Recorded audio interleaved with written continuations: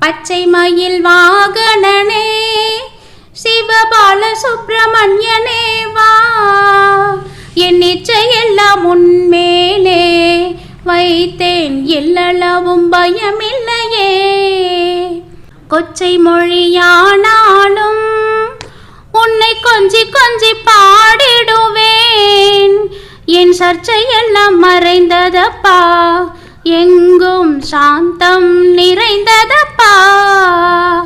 கொச்சை மொழியானாலும் உன்னை கொஞ்சி கொஞ்சி பாடிடுவேன், என் சர்ச்சையெல்லாம் மறைந்ததப்பா, எங்கும் சாந்தம் நிறைந்ததப்பா.